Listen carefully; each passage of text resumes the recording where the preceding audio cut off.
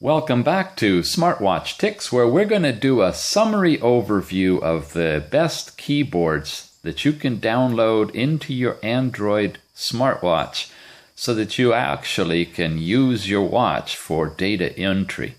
If you've seen some of my previous videos, you'll notice that things have changed a little on the LG phone.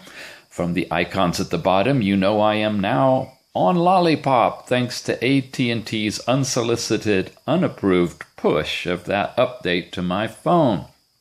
Nice, thanks. Took a while to get some of the apps to work again. I was going to wait until everybody was on board, but, you know, I'm sure glad FCC is going to regulate these carriers. Anyway, I digress. We're talking about keyboards today, and in case you didn't know, yes, indeed, from the Google Play Store, you can go and download different keyboards and install them in your Android device. And that's exactly what I have done and will be demonstrating today. First, let's bring up the default keyboard in each of these. This is the LG keyboard. It's a nice keyboard, kind of plain. It's got some features, and it's got all of the keys across it. And of course, it's fairly easy to use on a really good size phone. This is the watch. And as you shrink the real estate, your finger stays the same size and it becomes much more difficult to actually tap the keys. Even the swipey kind of gestures get difficult because swiping back and forth, your accuracy of hitting the letter you want to hit is way less than it is here. So many times the interpretation of the suggested word that you swipe is wrong. So we're not going to look at standard keyboards like these or the ones that look like these but have the swiping capability. They just don't work in the watch format. Okay? With that said, let's go ahead and switch to a different keyboard. I'm going to go into my settings. You look for language and input, and the keyboard section shows you all the different keyboards that you have installed. Now once again, just go to the Google Play Store. We're going to actually use the one called Keeple for our first demo. So you just look for Keeple, download the free keyboard, follow the instructions on opening it. It will ask you first to activate it, which means you need to put this check mark beside it. To show you how that works, it'll come in like that to begin with. You tap it. It's going to give you this dialog box. All of these keyboards do, that warn you that your data can be collected. Passwords, credit card numbers, and all that stuff. This is a common thing to install keyboards from third-party vendors. If you don't feel comfortable about this, then stop right now and use the default keyboard that Google collects all of the text you type, or LG, or Samsung. I mean, they got to do it. That's the only way the keyboard's going to work with all those special features. Somebody's collecting it. It's just a matter of who you trust. When you say OK, you get the settings lights up and you can change your settings, and the check mark is on. Now, that means that it will be available to you in the default keyboard. If you don't have the check mark on, it won't show up when you tap that button. But if you do, you can select that keyboard, and it now becomes the default. Follow me on that? It was all in the settings. We did it on the phone because it's a lot easier. Let's do it on the watch using some special things I have installed, like getting to the settings right there. Here it's under Personal, Language and Input. I already have that keyboard installed and checked. So all I have to do is hit Default and change it to Keeple. There we go. And we're out of there. Now, let's do the notes on both, okay? Obviously, on the phone, we have lots of space. Half the screen is now available for typing, and this really huge keyboard is down at the bottom. I did a video on this once, and I talked about how ridiculous it is on the phone, on the watch, because it takes up practically all the space. There's no room for you to see what you're typing. But I've come back to it actually. Because of the size of the keys, it actually is easier to use than many of the keyboards. So if I want to say hello, for example, there's no H here, right? This is the left half of a keyboard. I swipe it over. H. Back over here. E. Back over here. L. Uh-oh. I think I hit the settings thing right there. Well, even at this size, it's not that easy. These are the keyboard settings that we've gotten into.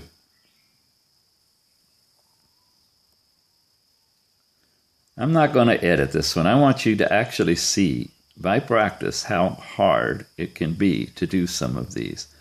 Just the word hello, all right? Now, the nice feature of this is this little icon there puts the keyboard away, touch it, and it comes back up again. That's really valuable if you're doing passwords or something where you can't see the field behind and you need to put it away so you can actually see the field. Okay, that's the first keyboard we're looking at.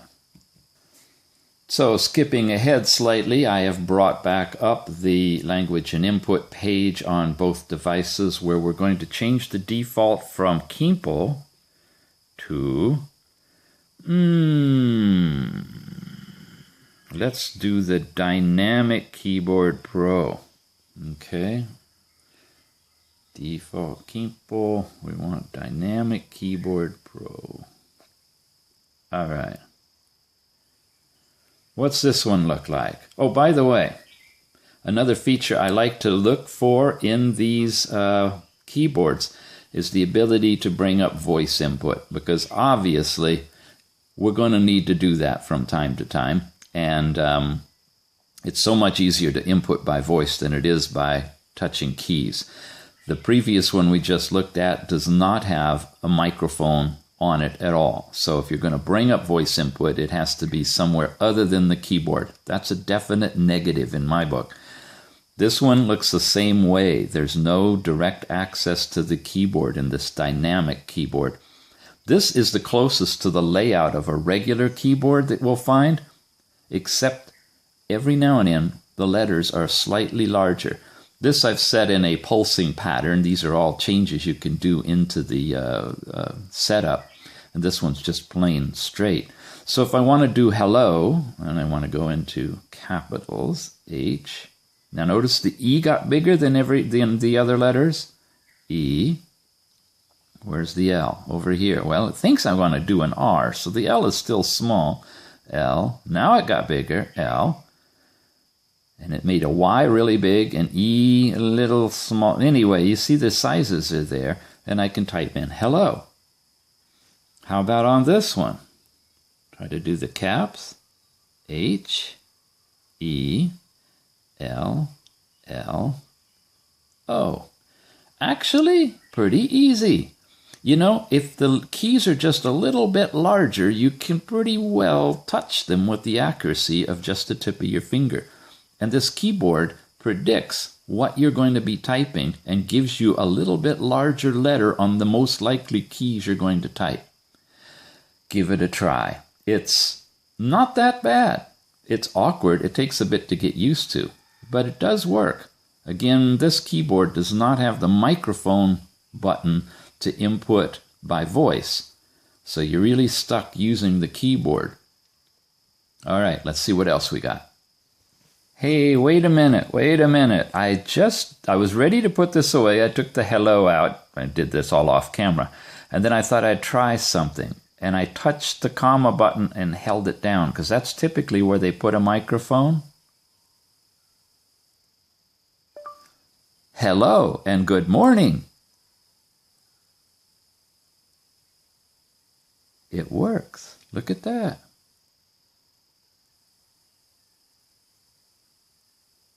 So you do have the voice input on this keyboard after all, by touching and holding the comma key and then letting it go.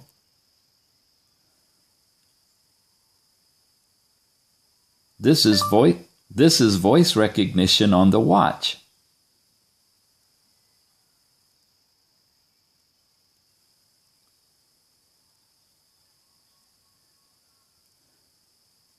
And I'm back to the keyboard.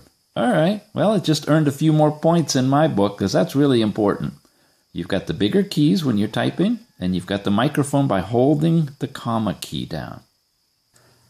Okay, we're going to take a look at now a whole series of keyboards based on a philosophy of flicking or moving in a direction on a key so that you can have the key pressed to what's in the center but access all these other letters that are around the outside depending on which way you slide.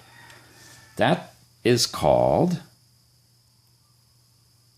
the Message Ease keyboard, okay? We're going to select that as default and bring up our note here.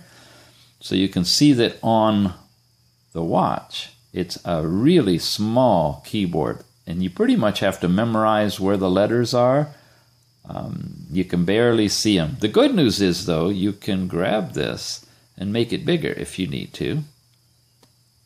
It takes up a lot of space, but you can see it a little bit better, or you can shrink it down. So that's a really nice feature. Another nice feature is the microphone input is available on this keyboard by simply sliding in that direction. Hello, and good morning, and good afternoon, and good evening. Very good voice recognition, very fast. It looks like it's doing something other than the Google thing, and I like that. So, let's give a couple of new lines. It's as simple to say hello as picking H, E, where's the L? See it right there below the N? So I have to go L, L, and O is right in the center. The most common letters are all around in the center of the keys. They're gold. The peripheral letters are smaller, and you access them by, again, touching and sliding in that direction. You can switch to the number pad, and all of the symbols are there too. You have copy and select and paste and those kind of things available in the commands here as well. So I haven't tried this before, but let's try that and see what happens. We just copy all, okay. And that got copied to the clipboard, so you could use it other places. Anyway, another keyboard worth checking out and playing with, scalable in size. Oh, I guess I held it down and that brought up the information and settings that you can do for this particular keyboard. But if you grab it and pull it, you can size the keyboard bigger or smaller. Very nice one. Small on the phone. Of course, they are all going to be, but possibly something you could get used to very easily work the keyboard. All right, that one was the Message Ease keyboard. Now, another keyboard we're going to take a look at in this flicking category is Flick Key. There's Flick Key and Flit Keyboard, which are very similar. We're going to show you the subtle differences between them. What we have loaded right now is Flick Key, and on the phone, it looks like this. On the watch, it comes up looking like this. It's, again, the same concept that you flick. If I want the H for hello, I flick like that, and I get the H. E is right in the center. L is over here. L. I'm still not getting hello in my possibilities up here yet. Look at that. There it is, way over there. L. And the O is in the upper corner. O. Hello. Now, an awkward thing about it is that they're not like in that central square with easy flicking in all directions. But a good thing about it is the layout is according to the typical keyboard that you're used to. And knowing where these letters are is a little easier because they're larger. There's only 6 squares. And here is where you switch to the numbers and symbols and other actions that you can take. Okay? Here's your cap locks, tab. All those features are on here. And up in the upper right-hand corner is the microphone. This is testing the microphone with this keyboard. Again, a little bit different than the Google layout of how it interpreted speaking. what would be fun is to test these to see if any of them actually work offline. So if your watch is away from Wi-Fi or you don't have your SIM card, you could still use it. But that's another day. Anyway, the layout is similar here, as you can see. And to do hello, it's H. Where's the E? Right in the middle here, right? E. Oh, that's S. It's E over here. That's interesting. I don't know what's going on now. Where's the L? L, L, O. Whoops, it went up to I instead of O, so I have to go backward, which would be this.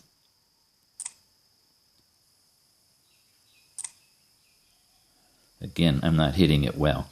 And I wanted you to see that. It's awkward to do this on these keyboards. And it's really weird that on the watch there's an S in the middle, and on the phone there's an E right there. Don't understand that at all. But the microphone is there. If you can tap it. You notice the little dot shows up when I touch to see how accurate I am. That's in settings. Hello, this is me again, just testing.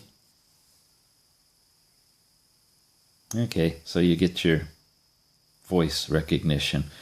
That's an interesting difference in these. I can't explain it, but it's something we could explore further. If that's the S, where's the E? Right above it. So it's like they swapped the S and the E. Same keyboard download from my one account on my Google Play Store, but totally different behaviors and layouts. Very interesting. Did not know that. All right, we're done with this one. I want to show you the one that I use most of the time next. Okay, if I had my choice of any keyboard that I could install... wait a minute, this is Android. I do have that choice. With my choice of installing any keyboard I want, I would choose the Flit keyboard. We saw the Flick keyboard. The Flit keyboard has a similar layout, only it's much smaller. Instead of 3 and 3 or 6 big squares, we have 4 small squares followed by a small bar below it. What's it look like on the watch? Let's take a look. Flit keyboard comes up looking like this. Hello. Let's back out that hello by hitting and holding the delete key, and it's gone. There you go. This is the keyboard that gives you the most available space to write in and minimizes the size of the keyboard. It's actually pretty accurate along the lines of the other ones that you flick. If I want to do the hello, the H is over here, so I simply go H, E, L. Now notice if I hold it a little while, it doesn't do anything. L, and O is in the upper corner, like that. Okay? Let's try that on this one. H, aha, did you see that? Where's the E again? Upper corner here. Look, I'm touching it, and I can move my finger slightly to get the letter I want and let go.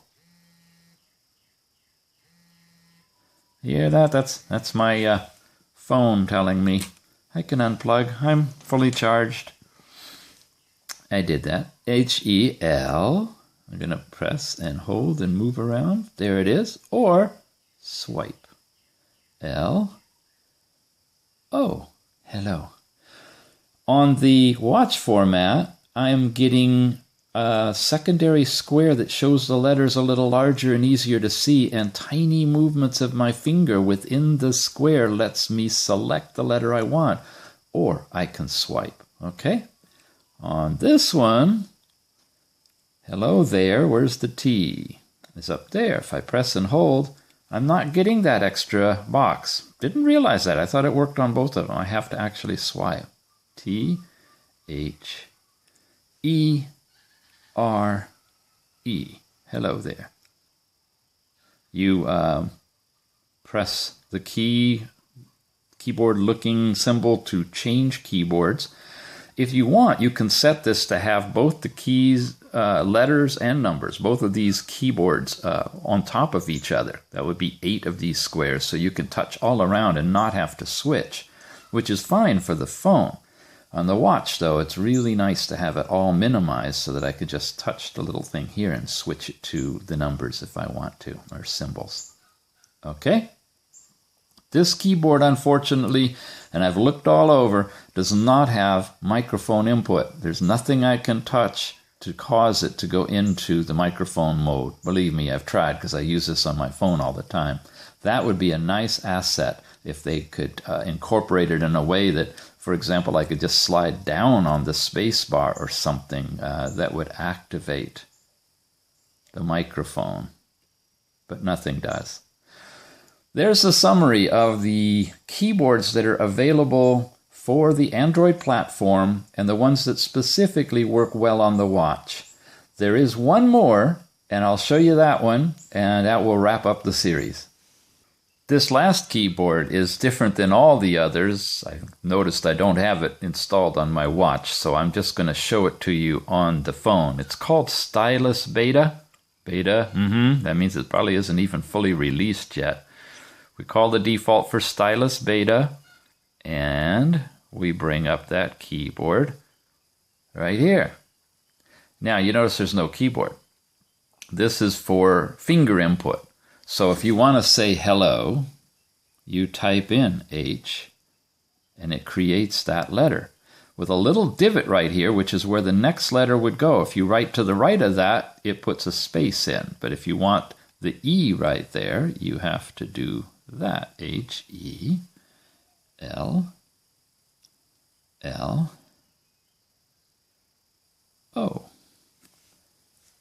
Hello. Well, you see I got H-E//O. This takes some practice. It's a nice keyboard. It works well on the watch. It takes up about the same amount of space. And it's really, really tiny to write with, and I have not yet found a nice stylus that's really small, like a pencil, that you can write with. You have to have the big ones almost as big as your finger to get the capacitive interface to work. So, although this is a nice little keyboard replacement for handwriting, it's really restrictive on the watch format.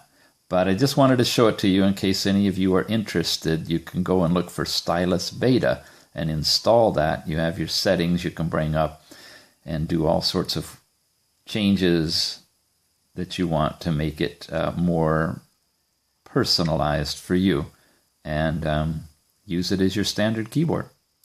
Okay, so these are Android keyboards that work on your phone that can be downloaded to your watch if your watch is an Android, a pure, true Android standalone smartwatch phone, meaning it runs the Android operating system, and on it, in it, you can actually find the Google Play Store application. So you can launch that app and download any of the Android apps directly into the watch. This is a ZGPAX S8 watch that has that capability, and I highly recommend it. It's the one I use all the time. It's a great watch. And these are great keyboards. So enjoy your journey.